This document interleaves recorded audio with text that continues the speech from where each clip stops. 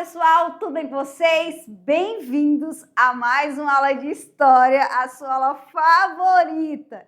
E galera, é com muita alegria que hoje nós estamos finalizando a unidade 2. Chegamos ao fim, estamos vivos, certo? Então hoje nós vamos fazer uma aula de revisão. Vamos revisar toda a unidade 2 e relembrar tudo que nós estudamos até agora. E sim, gente, a gente vai fazer uma nova revisão do Império Romano do Ocidente, pois foi o assunto ao longo de toda essa unidade 2, certo? Então vamos lá, pessoal, presta muita atenção, pega aí o seu caderno, sua borracha e anota tudinho, tá bom? Então vamos lá. Bom, galera, hoje nós vamos falar sobre a transição, ou seja, a mudança da antiguidade para a Idade Média. Nós vamos falar sobre o feudalismo e sua característica. Nós vamos falar sobre a Igreja Católica e a cultura medieval, sobre o renascimento cultural e o renascimento científico.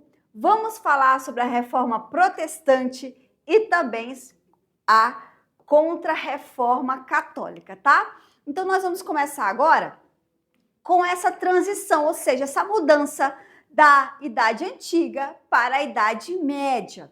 Então, você lembra que teve a crise do Império Romano, que teve as invasões do Império, que com isso o Império ele vai cair, ele vai se desfazer, e aí nós vamos ter essa Antiguidade Tardia. Então, vamos relembrar isso aí, esse primeiro assunto da unidade 2, tá, galera? Então, vamos lá. Bom, nós sabemos que o Império Romano, ele foi um império muito poderoso que conquistou muito, mas muito território. Só que ele vai entrar em crise, pessoal. Mas por que ele vai entrar em crise? Porque algumas coisas vão acontecer que vai afetar diretamente esse império. Então, vamos lá.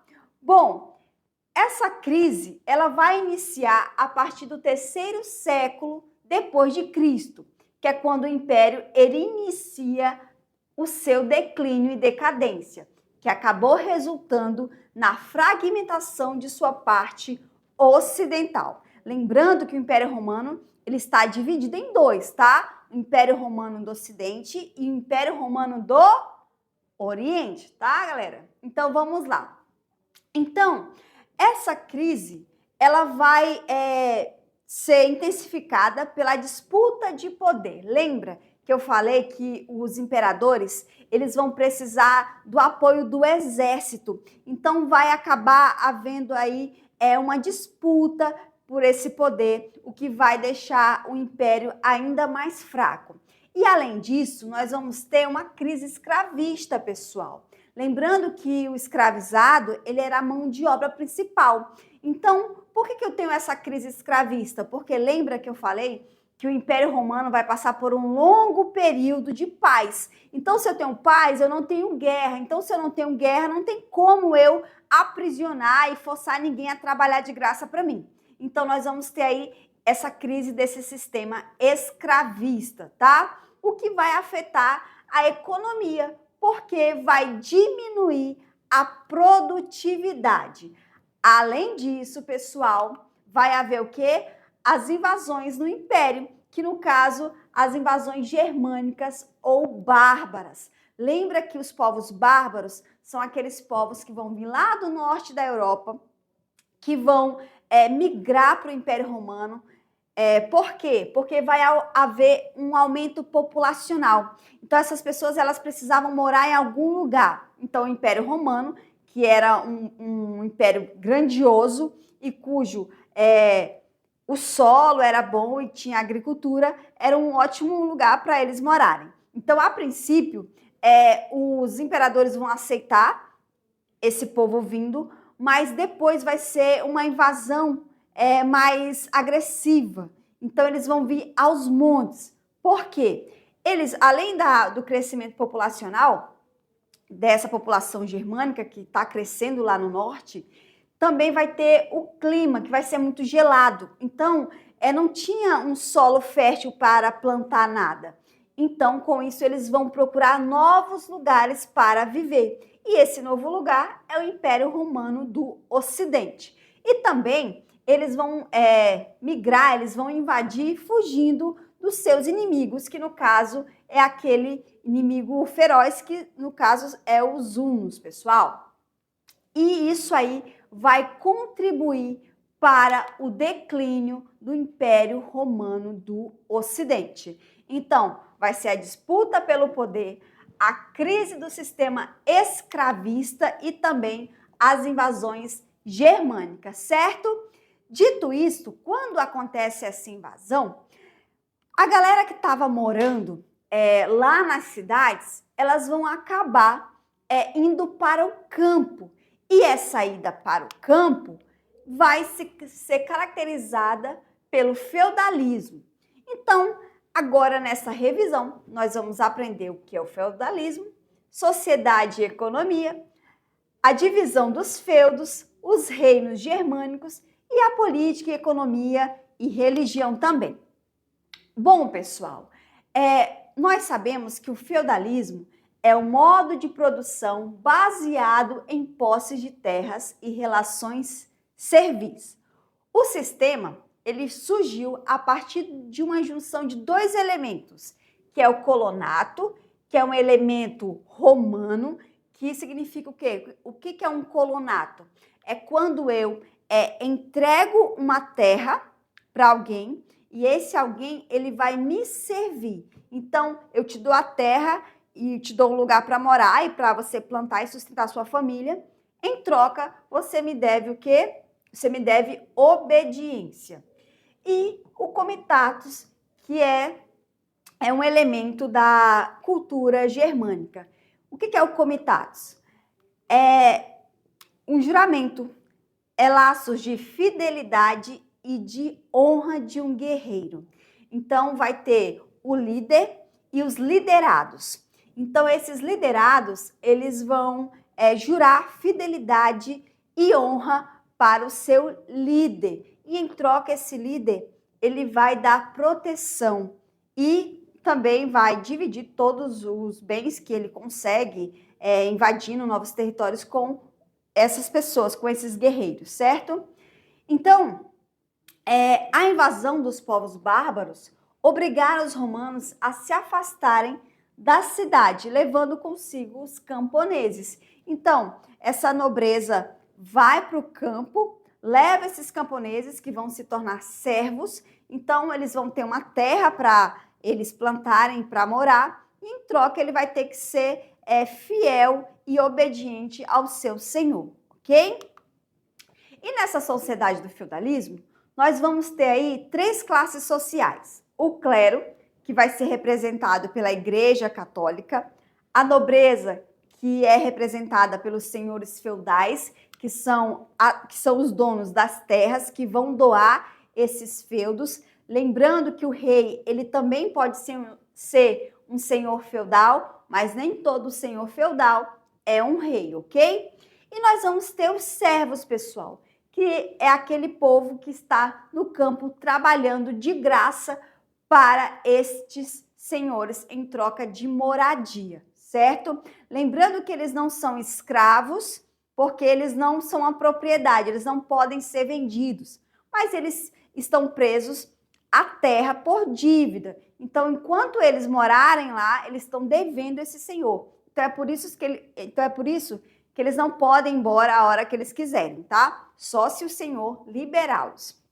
Bom, não havia mobilidade social, ou seja, se o servo quisesse mudar de vida, não tem como. Se ele nasceu servo, ele vai morrer servo até, no caso, as suas gerações. Então, ele morre servo, o filho dele vai ser servo, o neto dele vai ser servo do mesmo jeito. Não há uma mobilidade, certo? Então, vamos continuar. E aí, pessoal, vem a Igreja Católica e a cultura medieval.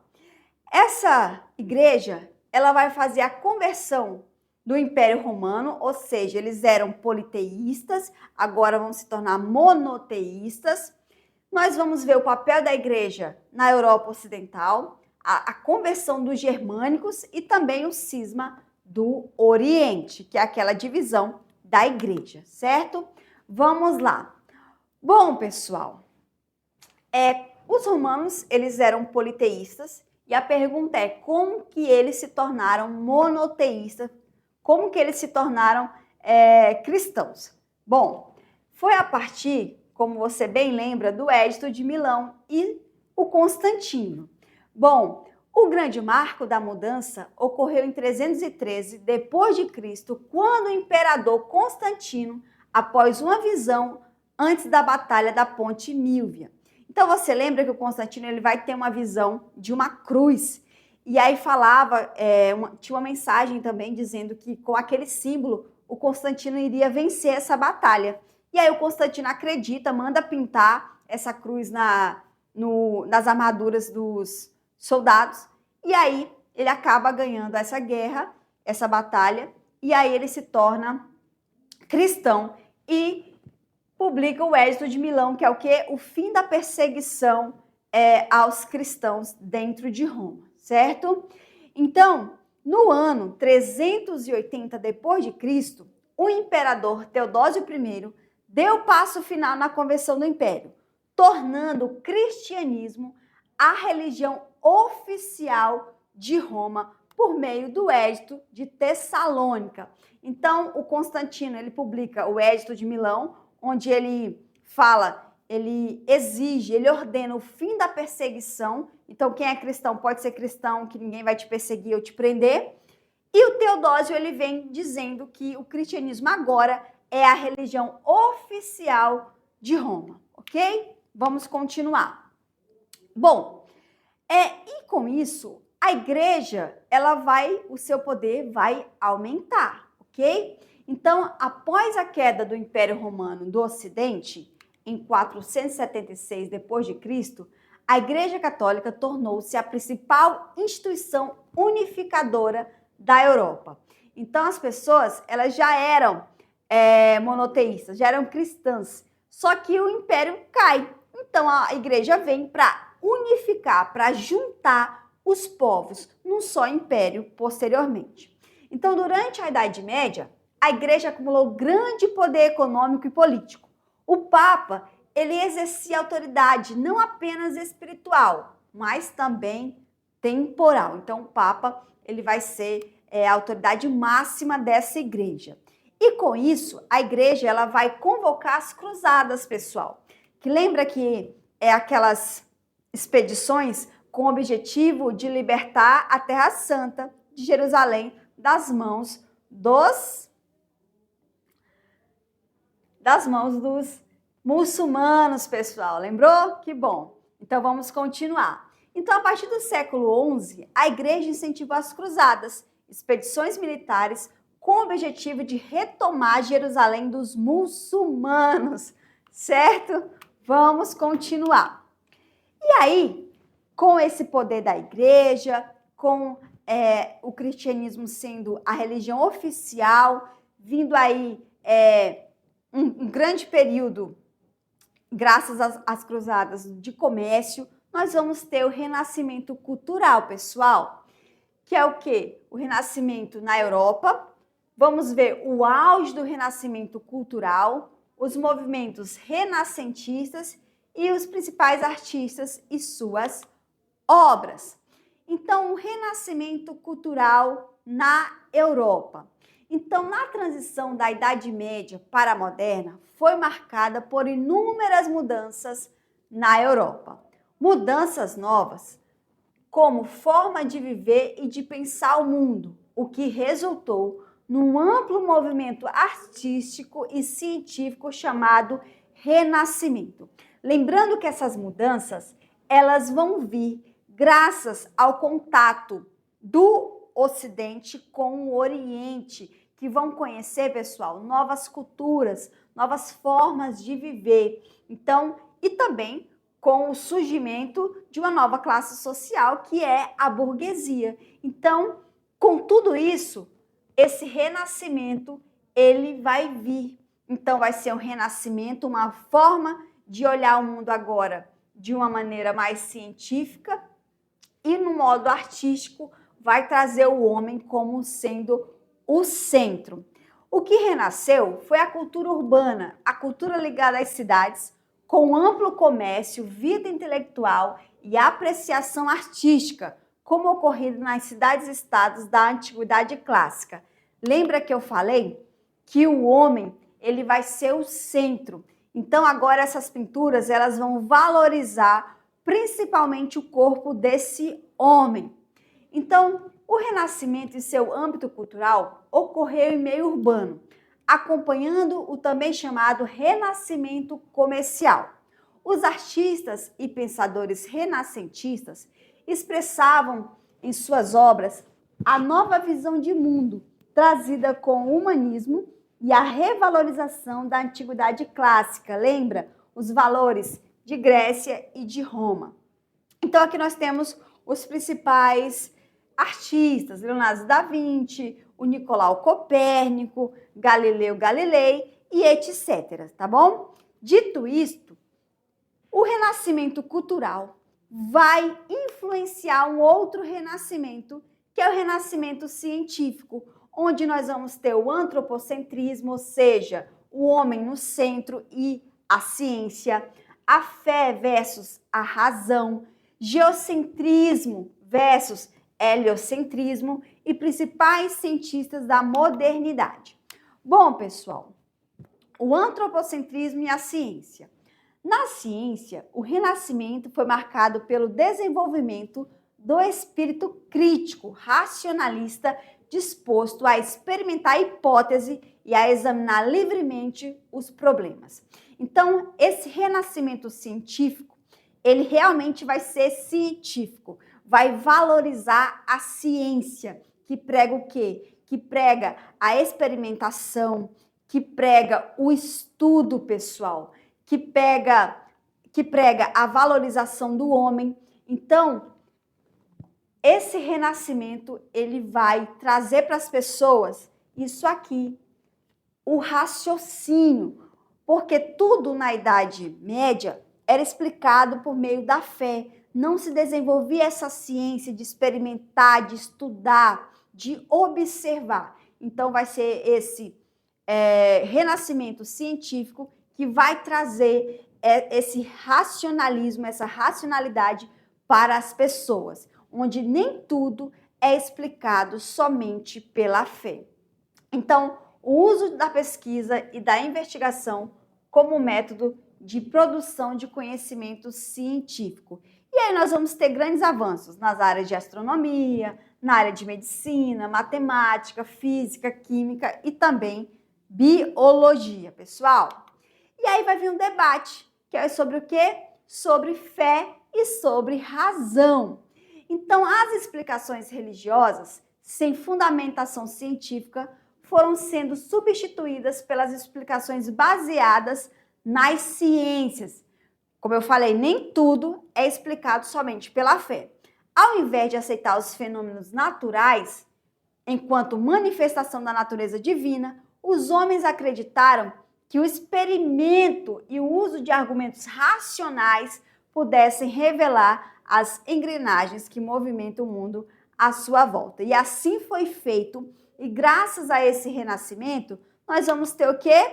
Nós vamos ter a reforma protestante, nós vamos ter novas interpretações da Bíblia, nós vamos ter novas religiões e movimentos surgindo, certo? Vamos lá. Então, pessoal, com a difusão da imprensa, que é aquele aparelho onde você imprime um livro, aumentou o número de exemplares da Bíblia aos estudiosos. Se aumentou os exemplares, aumentou o conhecimento também. Então, vai surgir a vontade individual de entender as verdades divinas sem a interpretação dos padres, certo? E aí, o que vai causar essa reforma protestante, essa mudança na igreja? Devido à alta corrupção do clero. Lembra que eles vão pregar uma coisa, um estilo de vida e vão fazer outras completamente diferentes. Então, eles vão pregar, eles vão condenar o acúmulo de riqueza, eles vão dizer que o padre ele tem que ser celibato, só que o padre ele tem família, ele tem filhos, até o próprio Papa, pessoal, era casado, certo? E aí nós vamos ter a reforma luterana de Lutero, que prega o quê? Que prega que o único meio da pessoa se salvar é através da fé e não da compra de indulgência e não da compra de quê? Da compra de um lugar ao céu, da compra de perdão. Então, a reforma luterana de Martinho Lutero vai querer mudanças nessa igreja. E a partir de Lutero, nós vamos ter outras reformas, como a reforma calvinista, que vai fazer surgir a religião de Calvino, onde prega a predestinação, você está predestinado ao céu, ao inferno. O que vai dizer isso são alguns sinais, tipo trabalhando, acumulando riqueza, e o calvinismo vai ser a religião dos burgueses. E também nós vamos ter o anglicanismo, que é a religião lá da Inglaterra, de Henrique VIII. Então ele vai criar por quê? Para ter o controle todo, absoluto do seu reino, e também, pessoal, para tentar se separar, porque ele queria um filho homem, lembrou?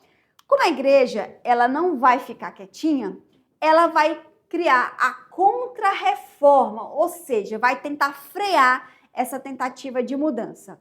E aí nós vamos ter o quê? A reação católica contra o avanço protestante, o Concílio de Trento, a Ordem dos Jesuítas e o retorno do Tribunal do Santo Ofício. Então, o que vai ser essa contra-reforma? Vai ser a reação católica contra o avanço protestante. Eles vão tentar frear esse avanço, certo? Então, pessoal, com isso, eles vão fazer a Ordem dos Jesuítas, que vai mandar para a América, que vai para tentar converter novos cristãos. Já que na Europa eles estão perdendo muitos com a reforma protestante, então cria a Ordem dos Jesuítas, manda para a América e lá na América eles vão catequizar essas novas pessoas que estão lá nesse novo continente, nesse novo lugar. E aí eles vão convocar o Concílio de Trento. Que reunião é essa? É para afirmar novamente os dogmas da igreja e vão restabelecer a Inquisição, que é aquela investigação e que vai resultar na punição, que é o que? Muitas vezes na fogueira, pessoal. E aqui nós temos o Concílio de Trento, que determinou a elaboração de um catecismo como os pontos fundamentais da doutrina católica, a criação de seminários para a formação de sacerdotes e a manutenção do celibato sacerdotal. Então, eles não vão abrir mão desse celibato aqui. Então, o Concílio de Trento, ele vai reforçar a disciplina e a moralidade do clero, buscando combater abusos e fortalecer a autoridade da igreja, pessoal. Bom, gente, chegamos ao fim da nossa revisão. Espero que você tenha relembrado, que você tenha entendido tudinho novamente, certo? A sua prova está chegando, então eu estou aqui para te desejar uma boa prova. Vai lá e arrebenta, certo? Então é isso, um grande beijo, até a próxima e tchau!